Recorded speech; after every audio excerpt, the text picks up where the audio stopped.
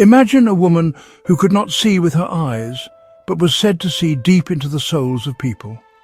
A woman so humble, she walked barefoot her entire life. Yet thousands travelled to her tiny home to ask for her advice and blessings. This is the story of Matrona the Barefoot, one of the most extraordinary figures of Russian spiritual history. Stay with me, because her journey will surprise you. Matrona Dmitrievna Nikonova was born in 1881 in a small village near Tula, south of Moscow. From the very beginning, her life seemed marked by mystery. She was born blind, with eyes that never opened. Her parents, poor peasants with several children, considered sending her to an orphanage because they didn't think they could care for another child with such a disability. But her mother had a dream of a white bird landing on her chest, and she took it as a sign that this little girl was meant for something greater. They decided to keep her, and that decision would change countless lives. Even though she never saw the world, Matrona had a sharp sense of everything happening around her. From a young age, villagers noticed something unusual. She seemed to know things no child should know. She could describe events happening in distant places, recognize strangers she had never met, and comfort people with words that seemed to pierce through their struggles. By the age of 7, stories of her gift had spread beyond her village. People began to visit her family's home not to pity her, but to ask her for guidance. She grew up poor, wearing simple peasant clothes and never owned shoes.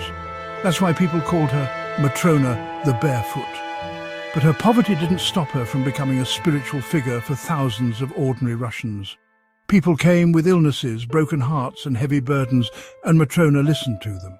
She prayed with them, gave them hope, and sometimes even told them what lay ahead. For many, visiting her was life-changing. By her teenage years, her reputation had grown so much that even wealthy people from Moscow heard of her. They travelled great distances to ask for her blessing, yet Matrona herself lived with incredible humility. She never charged money, never demanded favours. She simply offered prayers, compassion and whatever comfort she could. But her life was far from easy. In her late teens, she lost the use of her legs and could no longer walk. From then on, she lived her entire life seated or lying in bed, never once leaving her room on her own. And yet people kept coming to her, carrying their problems to her bedside, where she would listen patiently and pray for them. From a young age, villagers noticed something unusual. As Russia entered turbulent times, the revolution of 1917, civil war and the rise of the Soviet Union, Matrona's presence became even more important. Religion was attacked, churches closed, priests arrested. But Matrona, hidden in her small home, continued to encourage people not to lose their faith. She warned of dangers, urged people to stay strong, and gave them courage when hope seemed gone. Despite living in poverty and illness, she never complained. She reminded people that suffering could be endured with patience, that faith could shine even in darkness.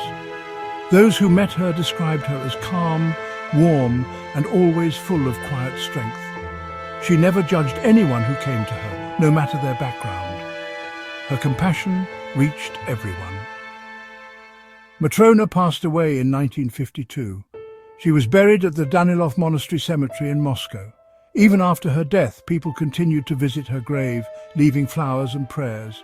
Decades later, in 1999, the Russian Orthodox Church officially declared her a saint. Today, thousands of pilgrims visit her relics every year at the Pokrovsky Monastery in Moscow, where long lines of people wait patiently to ask for her intercession. What makes her story so powerful is not miracles in the grand sense, but the small, quiet ways she touched countless lives. She was blind, paralyzed, poor and barefoot, yet she became one of the most beloved spiritual figures of Russia.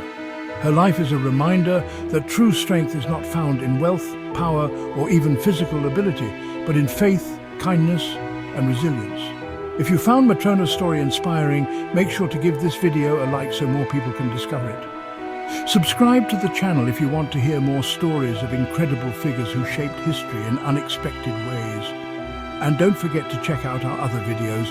You never know what hidden stories of the past you'll uncover. Thanks for watching, and I'll see you in the next one.